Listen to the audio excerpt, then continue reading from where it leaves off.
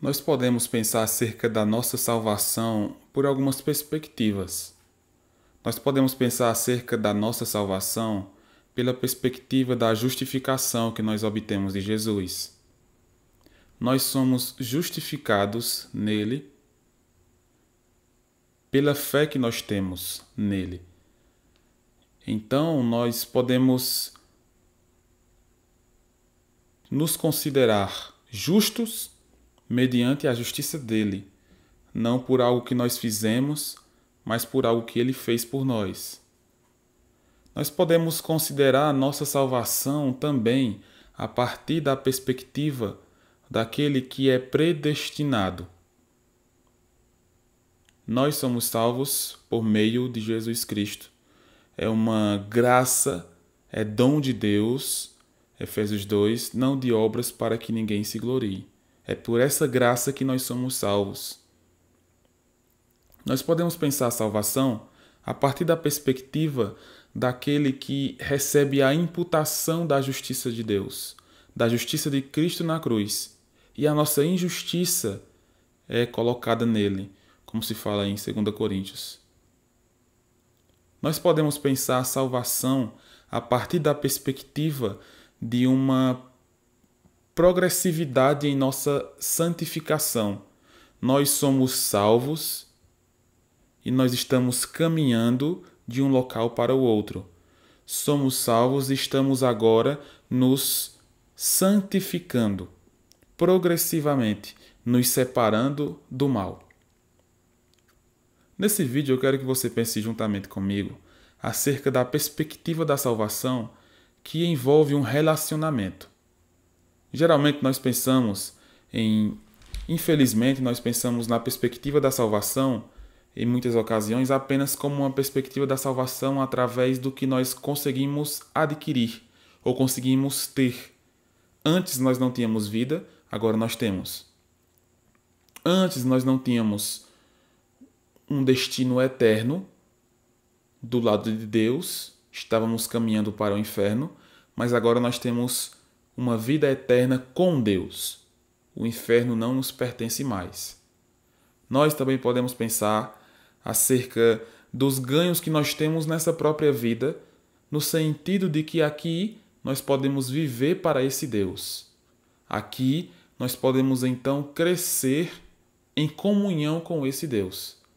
É nessa perspectiva, e aqui eu quero aprofundar um pouco a partir da ideia clara que nós temos acerca disso nas Escrituras e também no livro de John Piper chamado Deus é o Evangelho. Então é um livro muito esclarecedor que nos mostra a realidade acerca da salvação que nós temos. Nós não somos salvos apenas para praticar alguma coisa.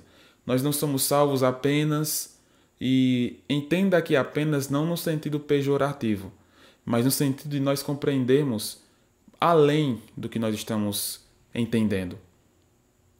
Então lembre-se, quando pensamos na comunhão que nós temos com Deus, ou na salvação que nós temos com Deus, nós devemos ir além e também de maneira básica compreender que a salvação gera em mim agora uma comunhão que eu não tinha antes.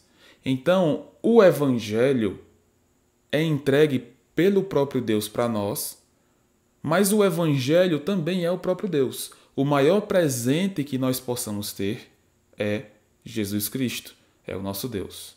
Então perceba comigo, primeiramente, Efésios capítulo 2. Efésios capítulo 2, a partir do versículo 13, nos diz o seguinte: Mas agora, em Cristo Jesus, vós, que antes estáveis longe, fostes aproximados pelo sangue de Cristo. Porque ele é a nossa paz, o qual de ambos fez um. E tendo derribado a parede da separação que estava no meio, a inimizade, aboliu na sua carne a lei dos mandamentos na forma de ordenanças, para que dos dois criasse em si mesmo um novo homem, fazendo a paz. E reconciliasse ambos em um só corpo com Deus, por intermédio da cruz, destruindo por ela a inimizade. E vindo, evangelizou: paz a vós outros, que estáveis longe, e paz também aos que estavam perto. Porque por ele ambos temos acesso ao Pai em um Espírito.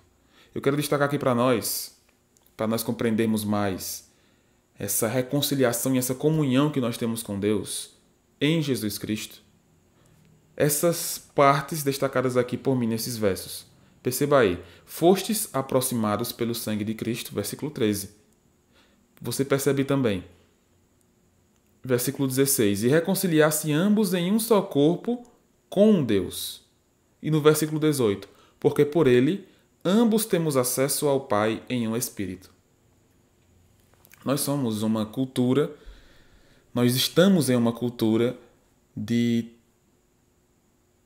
total destaque a muitas coisas ao mesmo tempo. Nós, muitas vezes, não temos o foco no que devemos ter o foco. Isso serve na vida profissional, na vida pessoal, na vida dos relacionamentos.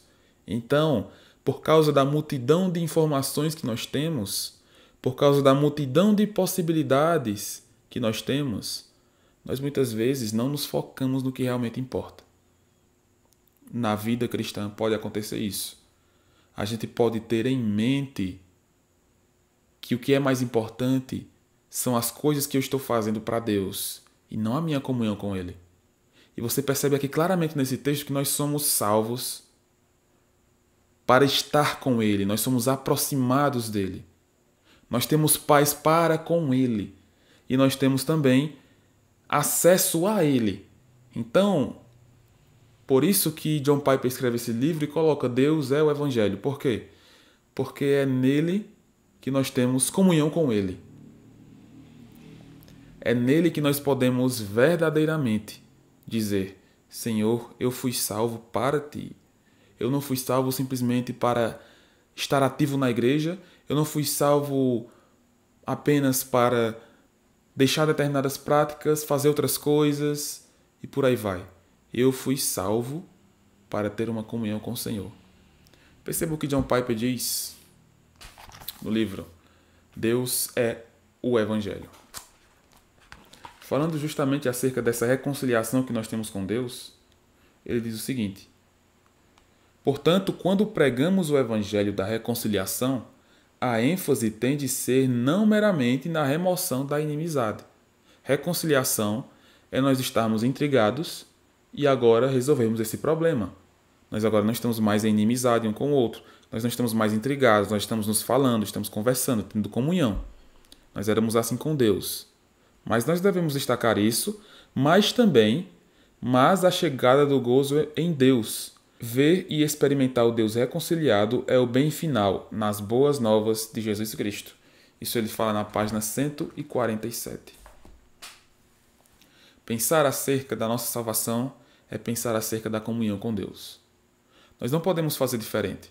Nós não podemos achar que a nossa comunhão deve ser superficial, deve ser mecânica.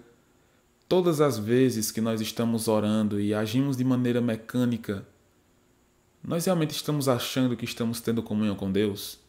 Quando nós oramos e pensamos mais nas pessoas que estão nos ouvindo quando oramos em público, nós estamos pensando e tendo comunhão com Deus verdadeiramente? Quando nós lemos a Bíblia de maneira apenas para cumprir uma tabela, ler apenas porque os outros estão lendo também, eu estou tendo comunhão com Deus de verdade? Cabe uma sondagem em nossas próprias vidas. Eu estou realmente tendo comunhão com Deus quando eu faço isso? Eu estou realmente buscando a Deus quando eu estou fazendo isso? Quando eu oro? Quando eu leio a Bíblia? Quando eu busco mais santificação? Quando eu jejuo?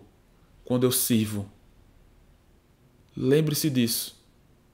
Eu fui salvo, nós fomos salvos, não para nós estarmos agora numa nova atividade apenas.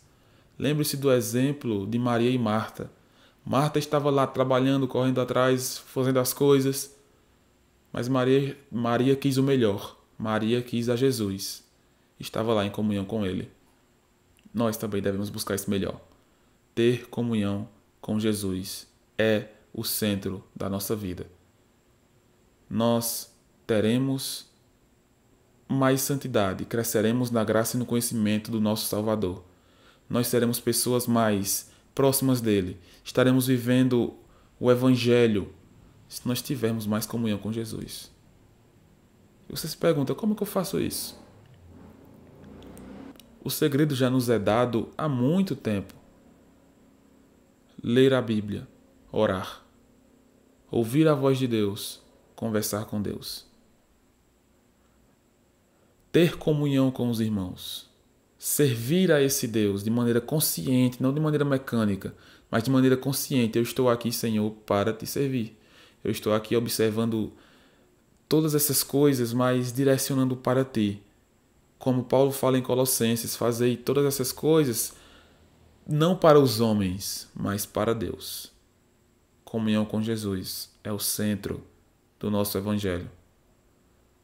Porque Ele nos permite isso, porque nós fomos reconciliados. Nós estávamos longe, mas nos aproximamos. Ele nos aproximou de si mesmo. Descanse nessa verdade, seja grato a Deus por isso. Nós somos privilegiados, não porque nós somos bons, mas porque Jesus faz isso em nós. Jesus permite que nós tenhamos comunhão com Ele. Ele é o sacrifício. Ele é o sumo sacerdote. Ele é o nosso prêmio. Lembre-se disso. Que Deus te abençoe.